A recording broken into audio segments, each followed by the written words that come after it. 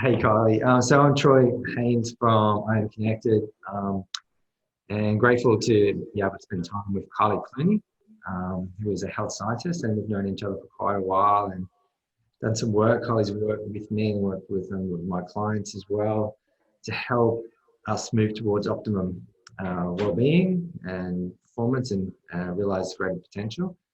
One of the things, how are you, Kylie? I'm well. How are you? It's great to see you. One of the things as part of iAMconnected, we're working with people to develop to undo bad habits and then instigate positive habits. And so we work a lot on meditation. Meditation has been profound for me, and I know it for a number of my clients in terms of being able to regulate their states and tap into, move out of really busy, overwhelmed states and tap into more flow and purposeful states of being. And it really helps with productivity on a day-to-day basis and just general well-being. And the other key thing is sleep, working with people on sleep. I think there's a bigger pandemic happening on the planet at the moment than COVID, and that is poor sleep. So many people are struggling with sleep, and it's understandable. There's a lot of pressure on us all, and a lot of people are in that amygdala, in a fight or flight response. Meditation helps, but what we're seeing, particularly in the entrepreneurial space, is there's a real with the culture of rise and grind and push and push and push.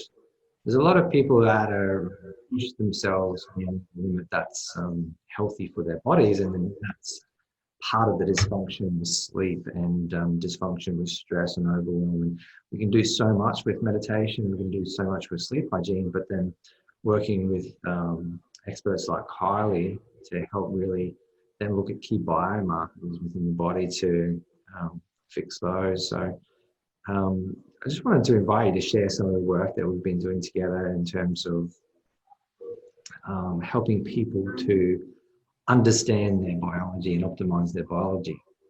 Kylie. Thanks, Troy.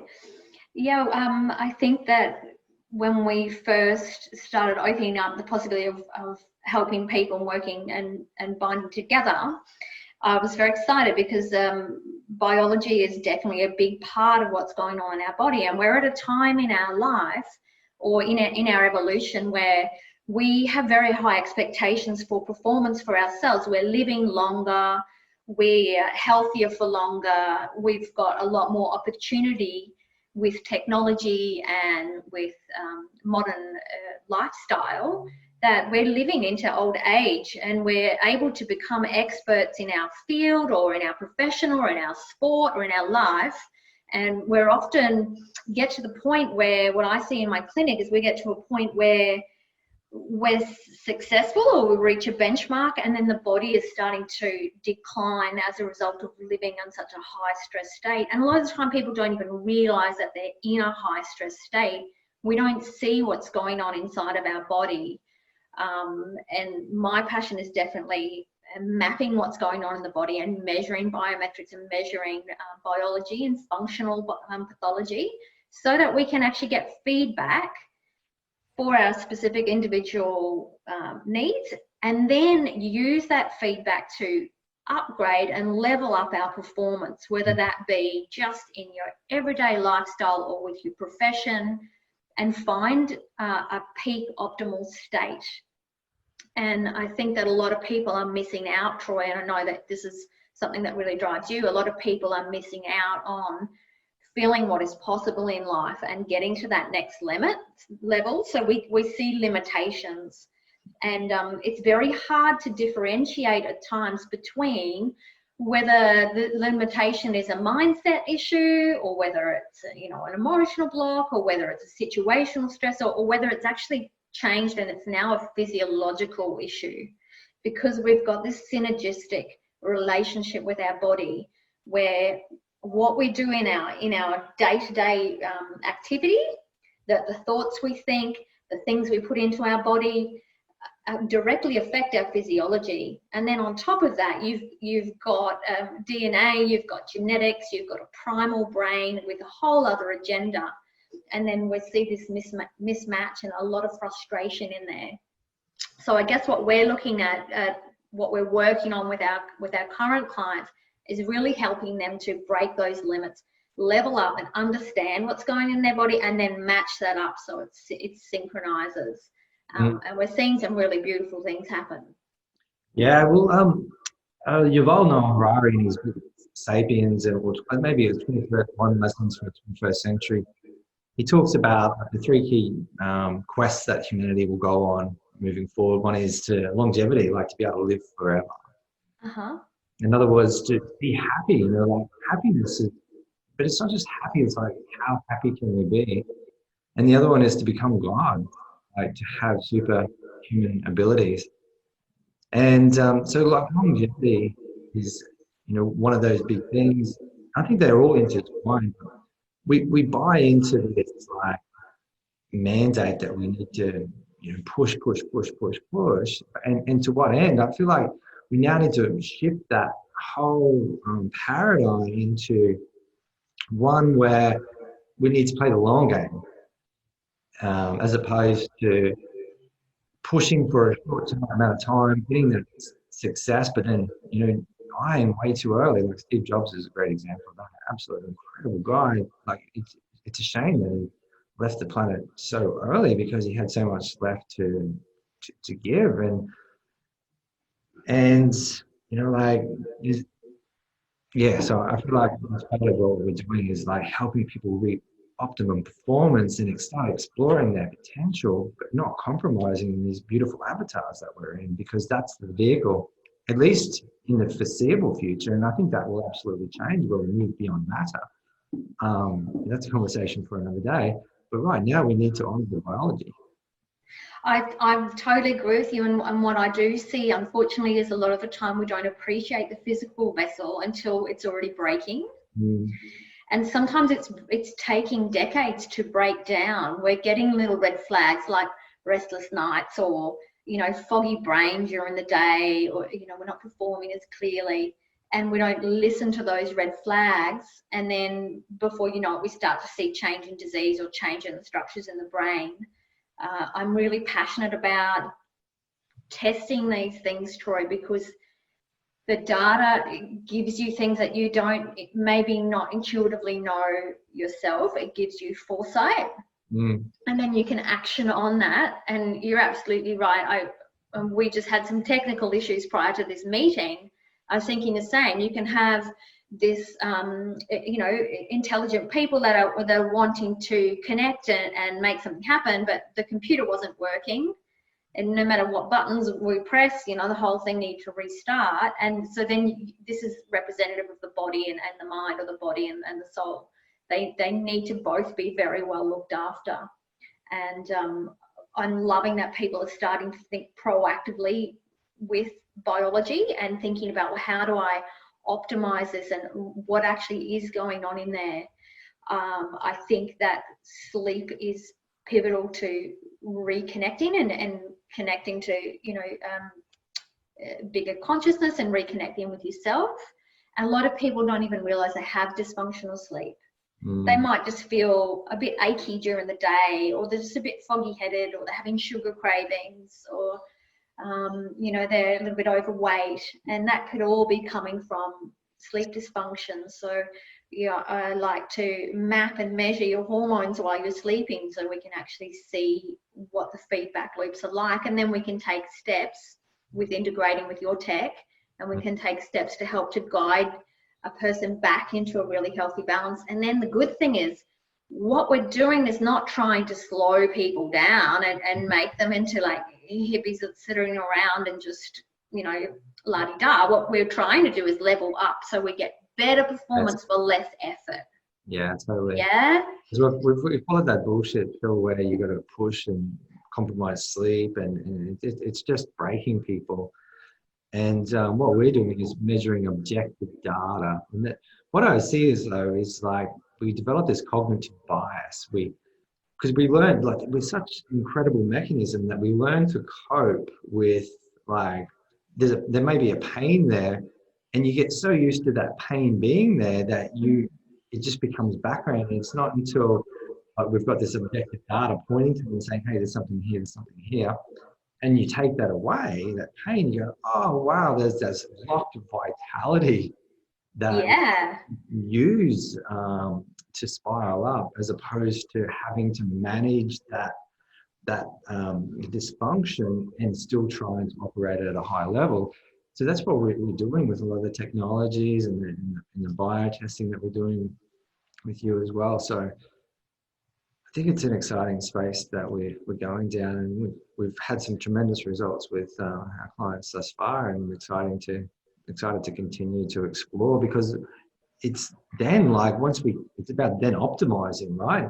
It's like, well, how do we then we've fine-tuned this, like, and how do we take things to the next level and the next level and the next level and the next level? And you said something to me a while ago, because it was like, I want to get more out of this biological being, like my brain, day to day.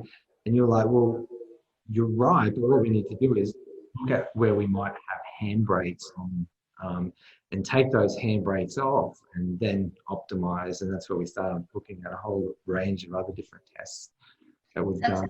Yeah, that's right, Troy. Once we start to build an awareness, and we're going to be doing a little bit more of these talking and putting some information out there for everybody, so that they get a bit more in-depth understanding of what those handbrakes can be, because they're unique to everybody. But we do have transgenerational cellular memory, and we have DNA, which is programmed to have us respond to stressors in a certain way, and then the life choices we make, or viruses and things that we can pick up, certainly can then express those genes. And then the body's got a whole other agenda. The body only really, the priority for your body is to live.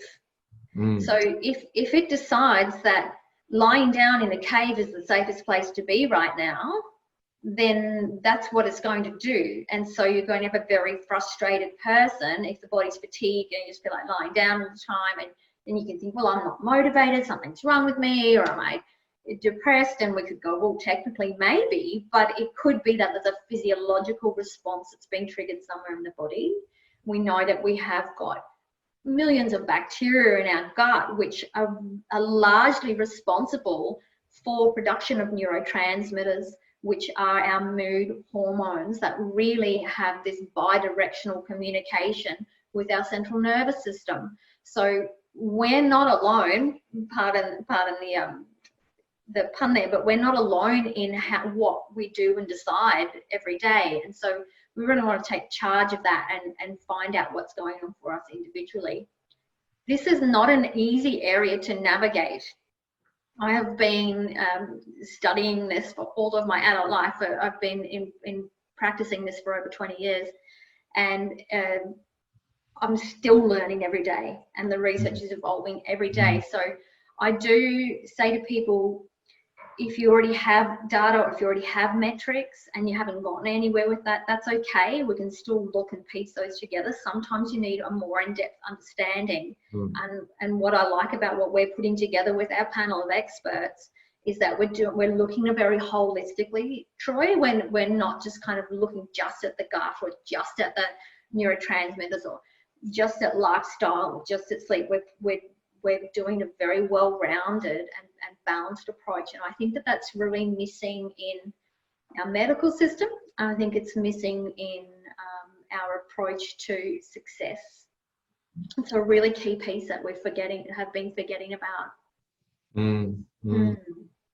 Yeah, because it is about moving people along a spectrum of well-being, and it might be that people are at, in stress, overwhelm, poor mental health, poor sleep, and then moving them to the next level of wellness, leveling that up, and then into performance, and then in exploring potential. And having those experts, like, there's a lot of an increasing number of wearables and so forth out there, and data gathering tools, but that add to the noise without the effective interpretation of that. strategies or like ways to actually move forward with that data, as opposed to just looking at something like an app on the phone. And often that data can make you feel bad, it's not giving you the Oh right yeah. data. Yeah. It Like, can be really overwhelming. yeah, like I've had a crap sleep, I've had a bad sleep, I've had a bad sleep, or whatever it is. And it's like, well, how do we move from that stage to the next stage, to the next stage, to the next stage? And that's what we're creating here, is that laddered approach to leveling up wellness into high levels of potential. And like, for me, that's where it gets really exciting, because I see like where the world's going. And it's when you get out of that crisis situation, you can really start to have a broader vision of what is really truly possible for us, and collectively and individually. That's exciting. It's very exciting. Mm. And we're going to go into depth in some of our other sessions, specifically on the types of testing that we can offer. But I think it's really good to note that it is nice to have a guided pathway. Mm. Unique to you, because we are all very unique. Our journeys have been unique, and our physiology is unique. And the point in time that you might start to want to take further steps is also unique. So I'm also very excited about working together and seeing people unfold. We've already seen some amazing transformations in people. Yeah. Cool. Very good. Yeah. Well, should we leave it there for today? It's probably enough. Sure. And I think next time we might talk about how we go about mapping some of these bodily functions and what kind of testing we're doing specifically, and get into a bit more of the technical side of things. Probably share some of the results that I've had through working with you on a biological level, from start until where I've got to, because there is like often before, the data doesn't give you the answer that you want, and it's like, but it's good to know then, so then you can provide the intervention that you need, so that you can follow it up. So we can share some of my experiences when working with you, and bit of case study stuff. Yeah. All right, big love to All you. right. I'm so grateful for you. Thanks, Troy. To converse and have conversations like this, and I look forward to connecting again soon. Yeah, thanks. See you later. Bye-bye.